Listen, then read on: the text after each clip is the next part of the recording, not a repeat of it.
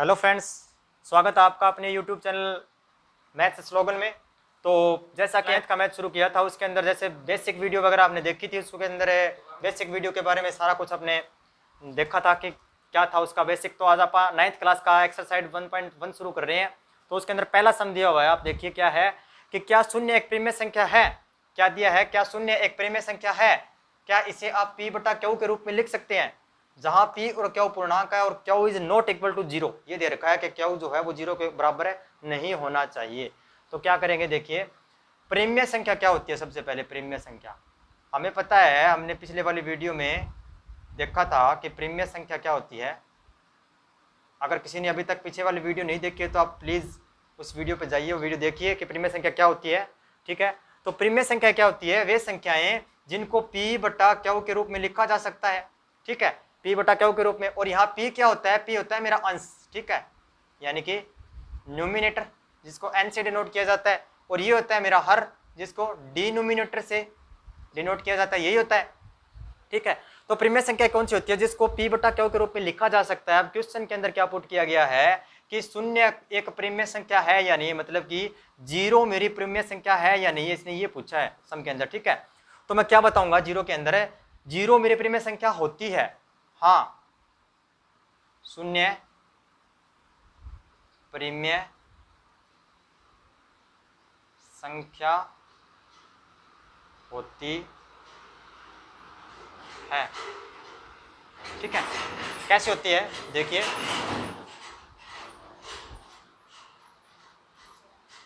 कैसे होती है देखिए। शून्य मेरी प्रीमिय संख्या होती है कैसे कि इसको मैं 0/1 लिख सकता हूँ, 0/2 लिख सकता हूँ, 0/3 लिख सकता हूँ, 0/8 लिख सकता हूँ, 0/16 लिख सकता हूँ, 0/50 कुछ भी लिख सकता हूँ मैं यहाँ। ठीक है, क्यों? क्योंकि इसने मेरे को एक कंडीशन दे रखी है कि p और q क्या है, यहाँ एक पूर्णांक है। क्या है? पूर्णांक। पूर्णांक क्या होता है? पूर्णांक होता है वे संख्याएं, यानी कि पूर्णांक क्या होता है मेरा?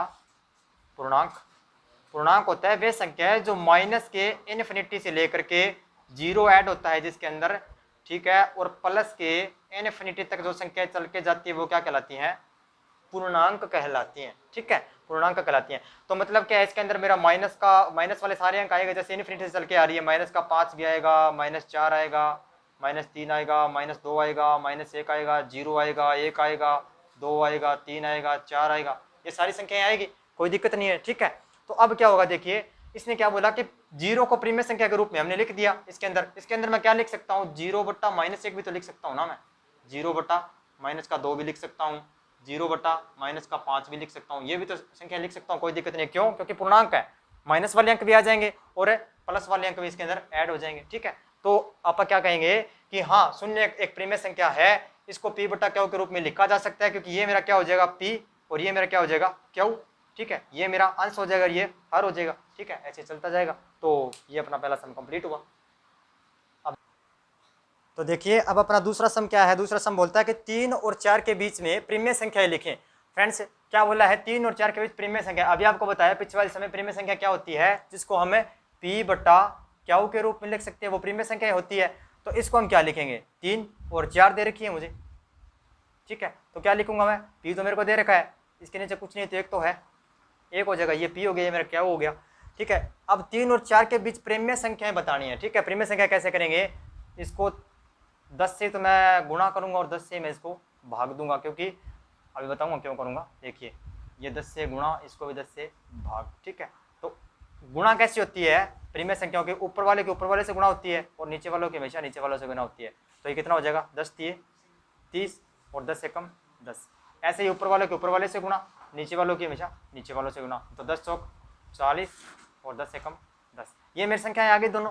अब देखिए, इसने क्या पूछा है? 3 और 4 के बीच प्रीमिय संख्या। तो प्रीमिय संख्या तो ऐसे बनेगी ना, उसको तो नहीं लिख सकता मैं, क्योंकि वो तो मेरे को सीधी संख्याएं दे रखी है, नेचुरल नंबर होते हैं जैसे, वैसे दे रखी है। तो इसको प्रीमिय संख्या के रूप में मैंने बना लिया, इसलिए मैंने 10 से गुणा कर दिया, 10 से मैंने भाग कर दिया। अगर मैं इसको काट भी देता हूँ तो कोई फर्क नहीं पड़ेगा, वही संख्या दोबारा आ जाएगी। ठीक है, तो यही हो जाएगा। तो इसके बीच में 30/10 और 40/10 के बीच में जितनी भी संख्याएं आती है सारी प्रीमिय संख्याएं बन जाएंगी। ठीक है, तो इसके बीच में कौन कौन सी संख्याएं आती है? 31/10 आती है, 32/10 आती है, 33/10 आ जाएगी, 34/10 आ जाएगी, 35/10 आ जाएगी, 36/10 आ जाएगी, 37/10 आ जाएगी, 38/10 आ जाएगी और 39/10 आ जाएगी। यही तो होगा, ठीक है। तो ये मेरी क्या हो जाएगी, सारी की सारी प्रीमियम संख्या है। समझ में आया फ्रेंड्स? तो आप इसको नोट कीजिए, ये अपना सम हो गया दूसरा, ठीक है। तो अभी देखेंगे वो तीसरा सम। तो देखिए फ्रेंड, ये हमारा तीसरा सम क्या बोलता है, क्या बोला इसने कि 3/5 और 4/5 के बीच प्रीमियम संख्या ज्ञात कीजिए, वो 5 प्रीमियम संख्या है, ठीक है। तो जैसा कि मैंने पीछे वाला सम किया वैसे ये हो जाएगा, कोई प्रॉब्लम नहीं है। क्या है, मेरे को संख्या दे रखी है 3/5 और 4/5, यही दे रखा है मेरे को, ठीक है। तो इसने पहले से मेरे को पी बटा क्यू के फॉर्म में दे रखा है, ये मेरा पी है, ये मेरा क्या है, क्यू है, ठीक है। इधर ये मेरा पी है, ये मेरा क्यू है, तो मेरे को करने की जरूरत ही नहीं है, पी बटा क्यू के फॉर्म में मेरे को पहले मिल चुका है, ठीक है। तो मैं क्या करूंगा, 3/5 इसको भी मैं 10 से गुणा करूंगा, 10 से भाग करूंगा, और 4/5 जो दे रखा है इसको भी मैं 10 से गुणा करूंगा और 10 से मैं भाग करूंगा। मैंने 10 से गुणा 10 से भाग क्यों किया, क्योंकि मेरे को पूछा कि इनके बीच में आने वाली, ऐसे तो नहीं लिख सकता मैं, इसीलिए मैंने इनको 10 से गुणा किया, 10 से भाग किया। अगर मैं इनको काट भी देता हूँ, 10 से 10 में काट भी देता हूँ, तो भी क्या होगा, वही संख्या दोबारा आ जाएगी जो मेरी थी, ठीक है। कोई फर्क पड़ा इससे, कोई फर्क नहीं पड़ा। तो 10/10 से गुणा और भाग हो जाएगा, ठीक है। तो ऊपर वालों के हमेशा ऊपर वालों के साथ गुणा, नीचे वालों के हमेशा नीचे वालों के साथ गुणा, ठीक है। तो क्या हो जाएगा, ये मेरा आ जाएगा 30 और बटे 40, और इधर क्या हो जाएगा 40/50, ठीक है। तो सॉरी फ्रेंड्स, यहाँ 50 आएगा, गलती होगी, ठीक है, बाय मिस्टेक 50 आएगा, ठीक है। तो डिनोमिनेटर दोनों के सेम हो गए, डिनोमिनेटर सेम करनी जरूरी होती है इन संख्याओं के अंदर, जो प्रीमियम संख्याएं होती है इनके अंदर ये जो डिनोमिनेटर होते हैं इनको सेम करना जरूरी होता है, ठीक है। तो ये मेरे जो हर होता है, हरों को सेम करना बहुत जरूरी होता है, क्योंकि इसके बाद ही हम प्रीमियम संख्या ज्ञात कर सकते हैं, ठीक है। तो ये निकल गई। तो इनके बीच की 5 प्रीमियम संख्या पूछा है, तो क्या लिख दूंगा मैं, 31/50 हो जाएगी मेरी, 32/50 हो जाएगी, 33/50 हो जाएगी, 34/50 हो जाएगी और 35/50 हो जाएगी। ये मेरी संख्याएं हो गई बस। तो आप इसको नोट कीजिए, ठीक है। और ये अपना तीसरा सम कंप्लीट हुआ, आप नोट कीजिए। तो देखिए फ्रेंड्स, तो ये फोर्थ सम है अपना, लास्ट सम है इसका, इस वीडियो एक्सरसाइज का। क्या पूछा है कि प्रत्येक प्राकृतिक संख्या एक पूर्ण संख्या होती है, तो सबसे पहले प्राकृतिक संख्या कौन सी होती है, प्राकृतिक संख्या कौन सी होती है। मैंने क्या बताया था पिछली वीडियो में, प्राकृतिक संख्या वो होती है जिनको हमें 1 से शुरू करती हैं, 1 2 3 4 5 ऐसे चल के कहाँ तक जाती है, इन्फिनिटी तक। मीन्स वे संख्याएं जो 1 से शुरू होकर और अनंत तक जाती है, इन्फिनिटी तक जाती है, क्या कहलाती है, प्राकृतिक संख्या कहलाती है, ठीक है। तो इसके अंदर हम क्या करेंगे, प्राकृतिक संख्या कहलाती है। तो पूर्ण संख्या भी पूछा है इसने, पूर्ण संख्या, तो आप पूर्ण संख्या भी लिखेंगे सबसे पहले। यहाँ पूर्ण संख्या कौन सी होती है, ठीक है, पूर्ण संख्या। तो पूर्ण संख्या कौन सी होती है, जो 0 से शुरू होती है, 0 1 2 3 4, यही तो होगी, और कहाँ तक जाएगी, इन्फिनिटी तक। अब देखिए इसने क्वेश्चन में क्या पूछा है कि सारी प्राकृतिक संख्याएं जो होती है वो पूर्ण संख्याएं होती है क्या। तो देखिए सारी की सारी प्राकृतिक संख्याएं क्या पूर्ण संख्या में आएंगी, क्या ये वाली संख्याएं इस वाली संख्या के अंदर आएंगी। देखिए 1 है इसके अंदर भी है, 2 है 2 है, 3 है 3 है, 4 है 4, तो आएंगी सारी। तो ये क्या है, हाँ, तो इसको आप क्या लिख सकते हैं, सत्य, ठीक है। तो ये सम हुआ अपना, ठीक है। तो देखिए इस सम के अंदर क्या पूछा है कि प्रत्येक पूर्णांक एक पूर्ण संख्या होती है, ये चीज पूछा है। तो सबसे पहले पूर्णांक क्या होता है, पूर्णांक क्या होता है फ्रेंड्स, पूर्णांक वे होती हैं जो माइनस के इन्फिनिटी से लेकर के 0 जिसमें आता है ऐड होके और कहाँ तक जाता है, वो प्लस के इन्फिनिटी तक जाता है, वो क्या होते हैं, पूर्णांक कहलाते हैं। और पूर्ण संख्या जो अभी हमने पीछे वाले सम में देखी, पूर्ण संख्या क्या होती है, जो 0 से शुरू होती है।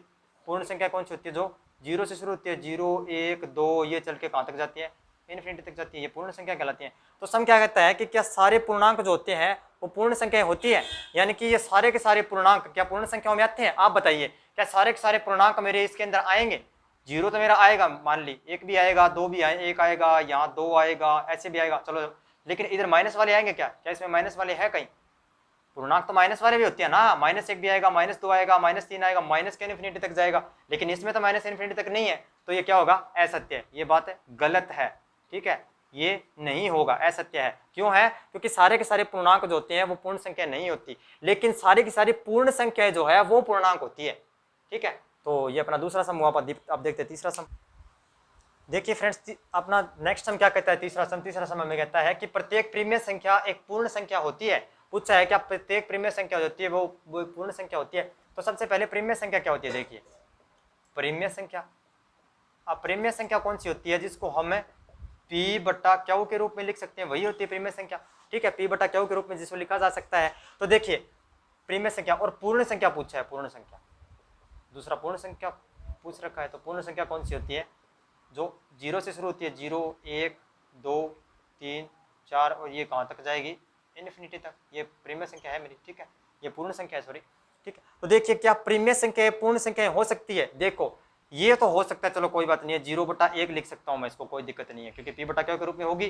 ठीक है, 1/2 लिख सकता हूँ मैं, 2/3 लिख सकता हूँ मैं, 4/2 लिख सकता हूँ, कोई दिक्कत नहीं है। चलो ये प्रीमियर संख्या हो लिखी, लेकिन क्या ये सारी प्रीमियर संख्या तो होंगी, लेकिन क्या 1/2 इसमें आएगा? आप देखिए क्या 1/2 जो है क्या वो इसमें आएगा? इसमें नहीं आएगा। क्या 2/3 इसमें आएगा? नहीं आएगा। क्या 4/2 इसमें आएगा? नहीं आएगा। तो देखिए प्रीमियर संख्या जो होती है, सारी प्रीमियर संख्या जो होती है वो पूर्ण संख्याएं नहीं होती। ठीक है, तो प्रीमियर संख्याएं पूर्ण संख्याएं नहीं होती, तो ये क्या हो जाएगा, असत्य। क्यों नहीं होती? क्योंकि प्रीमियर संख्याओं में, पूर्ण संख्याओं में सिर्फ 0 1 2 3 4 5 6 7 8 यही चलेगा, लेकिन प्रीमियर संख्याओं के अंदर 1/2 2/3 4/5 5/7 आप कुछ भी लिख सकते हैं। ठीक है, तो 1/2 पूर्ण संख्या में तो नहीं आएगा ना, 2/3 इसमें नहीं आएगा ना, 4/2 भी इसमें नहीं आएगा, 0/1 भी इसमें नहीं आएगा। ठीक है, तो ये क्या हो जाएगा अपना गलत एरोंग। ठीक है, तो अपना जो एक्सरसाइज है अपनी कंप्लीट हुई आज। तो आपको अगर मेरी वीडियो अच्छी लगी हो तो आप लाइक करें वीडियो को, चैनल को सब्सक्राइब करें और ज़्यादा से ज़्यादा शेयर करें और कमेंट भी करें, जिससे मेरा हौसला बना रहेगा। तो थैंक यू फ्रेंड्स।